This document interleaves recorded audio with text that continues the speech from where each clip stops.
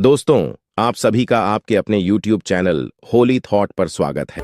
पुराने समय की बात है। एक महान विद्वान ब्राह्मण थे। आचार्य के परिवार में सिर्फ वह, उसकी पत्नी और उनका एक छोटा बेटा था। आचार्य का अधिकांश समय अध्ययन और लेखन में ही व्यतीत होता था। उन्होंने कई महत्वपूर्ण पुस्तकें और ग्रंथों की रचना की थी, परंतु अपने लेखन और ज्ञान में इतने व्यस्त रहते थे कि अपने इकलौते पुत्र पर ध्यान देने का समय ही नहीं मिल पाता था। एक दिन आचार्य की पत्नी ने उनसे कहा, क्या आपको अपने इकलौते पुत्र से कोई प्रेम ममता है या नहीं? पूरे दिन आप बस अध्ययन और लेखन में ही व्यतीत करते हैं। आचार्य ने उत्तर दिया, मेरे पास इन भावनाओं के लिए समय कहाँ है। आचार्य जी विद्वानों के बीच बहुत प्रतिष्ठित थे और राजा के दरबार में भी उनका बहुत सम्मान था। राजा ने कई बार उन्हें अपने दरबार में सलाहकार बनने के लिए अनुरोध किया था, लेकिन आचार्य हमेशा यह कहकर इनकार कर देते कि महाराज, आपकी सेवा में आने पर मुझे आपकी चापलूसी करनी पड़ेगी, जो मैं नहीं कर सकता। दूसरी तरफ उनका पुत्र अपनी मां की अत्यधिक लाड़ प्यार में बिगड़ गया था। वह पाठशाला जाने की बजाय आवारा लड़कों के साथ समय बिताने लगा। आचार्य जी अपने लेखन और अध्ययन में इतने व्यस्त रहते थे कि उन्हें अपने पुत्र की हरकतों का पता ही नहीं चलता था। जुआ खेलना शुरू कर दिया और समय के साथ मदिरा पान भी करने लगा। उसकी संगत कुछ चोर उचक्के जैसे युवकों के साथ हो गई थी। एक दिन की बात है, चोर दोस्तों के साथ मंदिर में चोरी करने के लिए जाता है और जब वह तीनों मंदिर में सौरी कर रहे थे, तभी एक पहरेदार ने उन तीनों को सौरी करते हुए पकड़ लिया और उसे पकड़कर सीधे राजा के पास ले गए और बोले, महाराज, यह लड़के मंदिर में चोरी करते हुए पकड़े गए हैं और इनमें से एक आचार्य जी का पुत्र। यह सुनकर राजा भी अचंभित रह गए कि ज्ञान और धर्म का उपदेश देने वाले आचार्य का पुत्र चोरी में लिप्त है। राजा ने तुरंत एक सैनिक को आचार्य जी के घर पर सूचना देने के लिए भेजा। सैनिक ने जाकर कहा, आचार्य जी, आपका बेटा राजमहल में है, उसे मंदिर में चोरी करते हुए पकड़ा गया है। अब मैं किसी को क्या मुंह दिखाऊंगा? उनकी पत्नी ने कहा, महाराज आपका बहुत सम्मान करते हैं, आप चाहे तो उसे माफी मिल सकती है। आचार्य जी ने उत्तर दिया, नहीं, मैं एक अपराधी की सिफारिश कर नहीं करूंगा, यह भी एक अपराध है। उसकी पत्नी ने धमकी दी, अगर आप राजा के पास नहीं जाएंगे तो मैं अपनी जान दे दूंगी। आचार्य ने भारी मन से कहा, ओह, तुम्हारी इस जिद की वजह से मुझे राजा के पास जाना ही पड़ेगा। पत्नी की बात मानकर अनिच्छा के बावजूद वे राजमहल पहुंचे। दरबार में उन्होंने राजा से निवेदन किया, राजन, मेरा पुत्र अभी नाबालिग है, उसे क्षमा कर दीजिए। राजा ने गंभीरता से जवाब दिया, यदि ऐसी बात है तो आपको राज दरबार में सभी के सामने मुझसे सार्वजनिक रूप से माफी मांगनी होगी, तभी मैं आपके बेटे को माफ कर सकता हूं। आचार्य ने सिर झुकाकर कहा, ठीक है राजन, मैं भरे दरबार में आपसे अपने बेटे के लिए क्षमा याचना करता हूं। आचार्य की इस विनती पर राजा ने उनके बेटे को इस शर्त पर माफ कर दिया कि भविष्य में वह कोई अपराध नहीं करेगा। परंतु इस घटना के बाद आचार्य जी की प्रतिष्ठा में धक्का लग गया। वे जहां भी जाते लोग उसे कहते कि आचार्य का बेटा चोर और उचक्के है। ये सब सुनकर आचार्य जी को बहुत दुख होता। इस अपमान और बेइज्जती के चलते आचार्य जी अब बीमार रहने लगे। उनके स्वास्थ्य पर इसका गहरा असर पड़ा। बेटा तो घर आ गया, लेकिन चोरी की उसकी आदत गई नहीं। उसने आचार्य जी की किताबें उठाकर बेचना शुरू कर दिया। एक दिन आचार्य जी ने पूछा, मेरी पुस्तकें कहां गई? तो बेटे ने लापरवाही से कहा, पिताजी, मैंने घर का कोड़ा कचरा साफ कर दिया।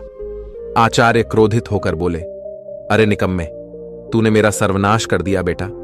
उसे स्वर में बोला, आप तो हमेशा मुझे कोसते ही रहते हैं। मुझे लगा वो किताबें किसी काम की नहीं, इसलिए मैंने उसे बेच दिया।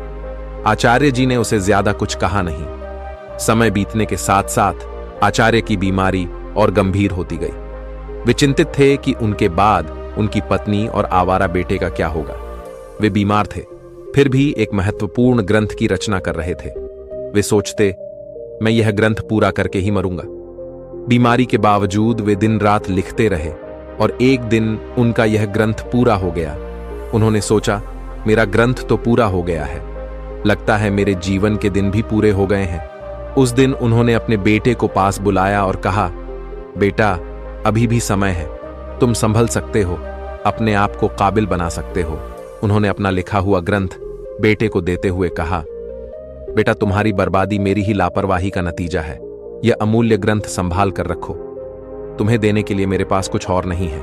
ने वह ग्रंथ की पोथी अपने पास रखी, परंतु मन ही मन वह सोच रहा था, मैं इस पोथी का क्या करूंगा? मुझे पढ़ना लिखना तो आता ही नहीं। अगर पिताजी ने कुछ पैसे देते तो बात भी थी। अगले दिन सुबह आचार्य का देहांत हो गया। उनकी मृत्यु के बाद उनके परिवार पर मानो दुखों का पहाड़ टूट पड़ा था, परंतु अर्पण को इस बात की कोई चिंता नहीं थी। वह तो अपने पिताजी के सामान में धन की तलाश करने लगा। पिताजी ने मेरे लिए एक कोड़ी भी नहीं छोड़ा। निराश होकर बैठ गया। कुछ समय और बीता तो मां बेटे की हालत इतनी खराब हो गई कि खाने के भी लाले पड़ने लगे। एक दिन मां ने तंग आकर बेटे से कहा, बेटा कुछ काम धंधा करके लाओ, नहीं तो हम भूख मर जाएंगे। उदास मन से जवाब दिया, मां मुझ जैसे अनपढ़ और बदनाम को कौन काम देगा? यह सुनकर मां ने सोचा, क्यों ना मैं राजा के पास जाऊं। मेरे पति का राजा बहुत सम्मान करते थे, शायद वह हमारी मदद कर दे। ये सोचकर वह राज दरबार पहुंची और राजा से गुहार लगाई, महाराज हम भूखों मर रहे हैं, हमारी मदद कीजिए। राजा ने खड़े स्वर में कहा, क्या मदद? तुम्हारे पति को मैंने बहुत बार सलाहकार बनने के लिए अनुरोध किया था, लेकिन आचार्य हमेशा यह कहकर इनकार कर देते कि महाराज आपकी सेवा में आने पर मुझे आपकी चापलूसी करनी पड़ेगी, जो मैं नहीं कर सकता। राजा ने कहा, तुम्हारा बेटा अब कमाने लायक है, मैं तुम्हारी कोई मदद नहीं कर सकता। निराश होकर मां घर लौट आई। घर पहुंचकर को अपने पिता की दी हुई पोथी दिखाते हुए पूछा, मां पिताजी ने यह पोथी मुझे क्यों दी? मां ने दुखी स्वर में कहा, बेटा यह तेरे पिता की ज्ञान की आखिरी निशानी है। अर्पण ने उस पोथी को पढ़ने की कोशिश की, पर वह उसके लिए काला अक्षर भैंस बराबर थी। कुछ सोचकर वह अपने पड़ोस के पास गया और बोला, आप तो पढ़े लिखे हैं, क्या आप मुझे इस पोथी का मतलब बता सकते हैं? पोथी खोलकर देखा और बोले, इसमें तो बहुत कठिन श्लोक लिखे हैं, इनका अर्थ तो कोई महापंडित ही बता सकता है। निराश होकर वापस लौट आया। उसने कई जगह काम ढूंढने की कोशिश की, पर अपनी बुरी छवि के कारण किसी ने उसे काम पर रखने से इनकार कर दिया। वह जहां भी जाता लोग उसे दुत्कार कर भगा देते थे। इस बीच उसकी मां भूख और बीमारी से कमजोर होती चली गई। अपनी मां की लाचारी और उसकी भूख को देखकर अर्पण ने खाने का इंतजाम करने की ठानी और घर से निकल पड़ा। चलते चलते उसकी नजर एक बगीचे पर पड़ी जिसमें फलों के पेड़ लगे हुए थे। उससे रहा न गया और वह बगीचे के अंदर चला गया। इसे कुछ फल तोड़े, लेकिन तभी बगीचे का पहरेदार वहां आ गया। बगीचा महाराज का था। एक बार फिर अर्पण को पकड़कर महाराज के सामने पेश कर दिया गया। पहरेदार ने कहा, महाराज यह आपके बगीचे से फल चुरा रहा था। राजा ने गुस्से में कहा, अरे तुम्हारी अब तक आंखें नहीं खुली, तुमने फिर से चोरी की? बोला, महाराज मैं कई दिनों से भूखा हूं। राजा ने कड़क आवाज में कहा, चुप हो जाओ, अगर तुम आचार्य के पुत्र ना होते तो तुम्हें सूली पर चढ़ा देता। तुम्हारी यही सजा है कि तुरंत मेरा राज्य छोड़ दो। वह बेचारा कह भी नहीं पाया कि वह भूख से लाचार है। राज्य से निकाले जाने की सजा पाकर लौटा तो उसकी मां की मृत्यु हो चुकी थी, क्योंकि कई दिनों से उसने कुछ नहीं खाया था और उसे हमेशा चिंता सताती रहती कि मेरे जाने के बाद मेरे बेटे का क्या होगा। दुखी मन से उसने अपनी मां का अंतिम संस्कार किया और राज्य छोड़ने का निश्चय कर लिया। अपने पिता की दी हुई पोथी को संभालकर एक थैले में डाला और राज्य छोड़कर चल दिया। है कि ईश्वर नजर नहीं आता। सच तो यह है कि जब संकट में कोई साथ नहीं देता तो वही नजर आता है और उम्मीदें कमजोर कर देती हैं। अपनी ताकत के बल पर जीना शुरू कीजिए। आपका खुद से अच्छा साथी और हमदर्द कोई और नहीं हो सकता। वक्त आपका है, चाहो तो सोना बना लो, चाहो तो सोने में गुजार दो। अगर आप जानते हैं कि आप वाकई में सही हैं तो लोगों को जो चाहे कहने दो। चलते चलते वह एक घने जंगल में पहुंचा और सोचा, यही फूल फल खाकर गुजारा करूंगा। वह एक पेड़ के नीचे बैठ गया और अपने पिता की पोथी को खोलकर फिर से पढ़ने की कोशिश करने लगा। शायद इसमें छिपे ज्ञान से मेरे दुखों का अंत हो जाए। बेचैनी में वह पोथी के पन्ने पलट रहा, लेकिन उसे कुछ समझ नहीं आ रहा था। उसने सोचा कि काश मैं पढ़ पाता। पिताजी ने मरते वक्त कहा था कि यह ग्रंथ अमूल्य है। अचानक हवा का एक तेज झोंका आया और पोथी में से कुछ पन्ने उड़ गए। पन्नों को पकड़ने की कोशिश की, पर वह असफल रहा।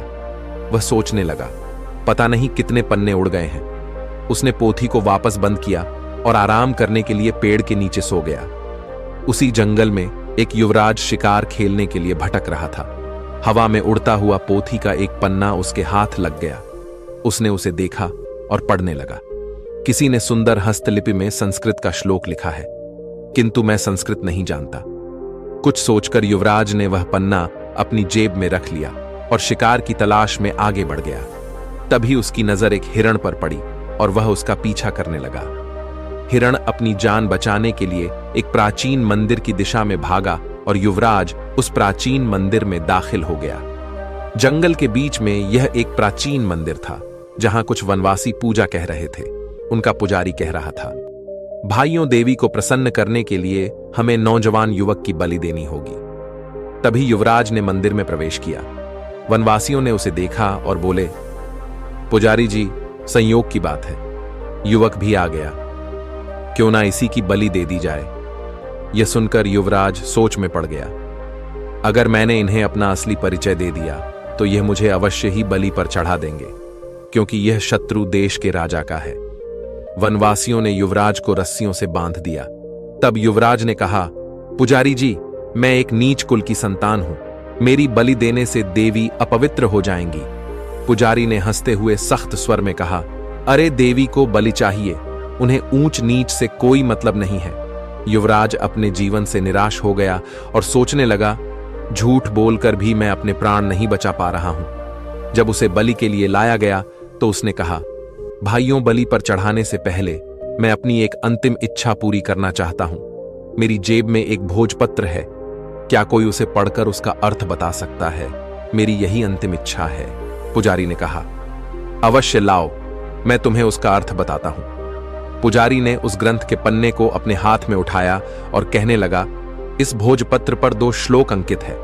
पहले का अर्थ है, एक झूठ कई झूठों को जन्म देता है और झूठा व्यक्ति अंततः मुसीबत में फंस जाता है। दूसरे श्लोक का भावार्थ है, किसी के प्राण लेना सरल है, परंतु किसी को जीवन देना अत्यंत कठिन है। युवराज यह सुनकर फूट फूट कर रोने लगा। पुजारी ने उससे पूछा, तुम रो क्यों रहे हो? युवराज ने रोते हुए कहा, यह दोनों श्लोक मुझ पर ही चरित्रालु होते हैं। यह सुनकर वनवासियों को अपनी गलती का एहसास हुआ। उनमें से एक आगे बढ़कर बोला, पुजारी जी, यह युवक सच कह रहा है, हमें इसे जबरदस्ती बलि पर चढ़ाने का कोई अधिकार नहीं है। तब वनवासियों ने युवराज को मुक्त कर दिया। पुजारी ने कहा, जाओ नौजवान, इस श्लोक ने हमारी आंखें खोल दी हैं। हम आज के बाद देवी को किसी जीव की बलि नहीं चढ़ाएंगे। युवराज, उसने उनका धन्यवाद किया और महल की ओर चल दिया। लौटते समय वह विचारों में खोया हुआ था और सोच रहा था, ये भोजपत्र कितने अनमोल है, इन्होंने मेरे प्राण बचाए। हो सकता है ऐसे सुंदर उपदेशों वाले और भी पन्ने हों। महल वापस पहुंचकर युवराज ने अपने पिता के चरणों में प्रणाम किया और कहा, पिताजी, आपने मुझे शिकार खेलकर जीवों की हत्या करने से मना किया था। मैंने आपसे झूठ बोलकर शिकार खेलने गया था और मुसीबत में फंस गया, परंतु इन श्लोकों ने मेरे प्राण बचा लिए। फिर युवराज ने राजा रुद्र प्रताप को अपनी आप बीती सुना दी। उसने कहा, ऐसे श्लोक जो दूसरों को अहिंसा की शिक्षा देते हैं और जिन्होंने मेरे प्राण बचाए, मेरे लिए हजारों मोहरों के बराबर है। पिताजी, इस भोजपत्र पर पन्नों की संख्या 3 लिखी है। यह किसी अनमोल पोथी के हिस्से है। राजा यह सुनकर अपने कुछ सैनिक को बुलाया और उन्हें भोजपत्र दिखाते हुए आदेश दिया, जो भी ऐसे श्लोकों से सजे भोजपत्र खोज कर लाएगा, उसे ऊंचा पद और पुरस्कार भी दिया जाएगा। दूसरे ओर आचार्य जी का बेटा महीनों जंगलों में भटकता रहा। भटकते भटकते वह राजा रुद्र में आ पहुंचा। नगर में आकर भी उसने कई लोगों से सहायता मांगी, परंतु हर कोई उसे दुत्कार कर भगा देता था, क्योंकि इतने दिनों से भटकते भटकते खारी जैसा दिखने लगा था। एक दिन की बात है, भूखा प्यासा राजमहल की तरफ से निकल रहा था और उसे जोर की भूख लग रही थी। वह सोचने लगा कि अब भूख के मारे उसकी जान निकली जा रही है। तभी अचानक राजमहल की रसोई से खाने की महक उसकी नाक में आ गई। अनायास ही वह उस मोहक सुगंध की ओर खींचता चला गया और सीधा रसोई घर में जा पहुंचा। वहां जाकर उसने रसोइये से कहा, भाई, मुझे 2 रोटी दे दो, बहुत भूखा हूं। रसोइये ने उसे दुत्कारते हुए कहा, जा भाग यहां से। इतनी बढ़ चुकी थी कि उससे सहन नहीं हो रही थी। उसने मौके का फायदा उठाकर रसोइये से नजरें बचाई और 2-3 रोटियां उठाकर अपने थैले में डाल ली। दुर्भाग्य से रसोइये की नजर उस पर पड़ गई। उसने अर्पण का हाथ पकड़ लिया और गुस्से में बोला, अरे रोटी चोर, चल, तुझे महाराज के सामने ले चलता हूं। भूख के कारण चल भी नहीं पा रहा था और रसोइया उसे खींचता हुआ महाराज के पास ले गया और बोला, महाराज जी, यह भिखारी लड़का राजमहल की रसोई में घुस आया और यहां से रोटियां चुराई है जो इसके थैले में है। महाराज ने सिपाहियों को आदेश दिया, इस भिखारी के थैले को उल्टा कर दिया जाए। एक सिपाही आगे बढ़ा और अर्पण छीना और उसे उल्टा कर दिया। थैले से रोटियों के साथ साथ वह ग्रंथ भी निकल आया जो पिता ने लिखा था। उसी समय युवराज भी वहां से गुजर रहे थे तो ग्रंथ को देखते ही युवराज की आंखें चमक उठी। उसने तुरंत ग्रंथ को उठा लिया और खुशी से चिल्ला उठा, अरे यह तो वही अनमोल पोथी है जिसकी हमें महीनों से तलाश थी। फिर युवराज ने देखा और आदरपूर्वक अपने सिपाही को कहा, इस धनवान लड़के को सम्मान से बिठाया जाए। फिर उस लड़के को एक सिंहासन पर बैठाया गया। युवराज ने कहा कि इतनी अनमोल संपत्ति होने के बावजूद भी तुम भीख मांग रहे हो। मैं इस पोथी के लिए तुम्हें 50,000 स्वर्ण मुद्राएं देने को तैयार हूं। क्या कहा? 50,000 स्वर्ण मुद्राएं कम नहीं है महाराज। मैं सोच रहा था कि लाखों की संपत्ति रखते हुए भी मैं भूखा मर रहा था। फिर उसने कहा, मित्र, इस पोथी के वचनों ने सदा मुझे पतन के गड्ढे में गिरने से बचाया है और मेरे प्राणों की रक्षा की है, लेकिन मेरी आंखें बार बार ठोकर खाकर भी नहीं खुली। युवराज ने पोथी खोली, पहले और दूसरे पन्ने की श्लोक सुनाने लगा। उसने लिखा था कि अविद्या सारे कपटों की जननी है और संकटों में ही अपने और पराई की पहचान होती है। सचमुच अविद्या ने ही मुझे दर दर का भिखारी बना दिया। अगर मैंने बचपन में ही विद्या ग्रहण की होती तो आज मैं भी अपने पिता की तरह एक विद्वान होता। युवराज ने कहा, भाई, अपनी पोथी का यह मूल्य स्वीकार करो। और यह कहते हुए उसने स्वर्ण मुद्राओं की थैली अर्पण को थमा दी हुए कहा, अब मैं धन का बोझ कहां उठाता फिरूं? इस धन को मैं गरीब बच्चों की अविद्या दूर करने के लिए लगाऊंगा। युवराज ने कहा, मित्र, अब तुम एक भिखारी नहीं रहे, तुम तो अब महान धनवान हो गए हो। मैं सोच रहा था, काश यह समझ मुझे बचपन में ही आ गई होती तो शायद मेरे माता पिता आज यहां होते। ने वह धन ग्रहण किया और उसने उस धन से गरीब बच्चों के लिए एक पाठशाला बनवाई और खुद भी विद्या प्राप्त करने लगा। दोस्तों, जीवन में जो होना है वह होकर रहेगा। यह कहानी सिखाती है कि अगर आपकी बुराइयां आप पर हावी हो गई तो आपका अंत निश्चित है। इसलिए बुराइयों को अपने ऊपर हावी मत होने दो। दोस्तों, अगर आपको इस कहानी से थोड़ी सी भी सीख मिली और आपके विचारों में सुझता आई हो तो इस चैनल को सब्सक्राइब और कमेंट जरूर करें। तो चलिए फिर मिलते हैं ऐसी एक और नई वीडियो में। तब तक के लिए अपना ख्याल रखें। धन्यवाद और नमो बुद्धाय।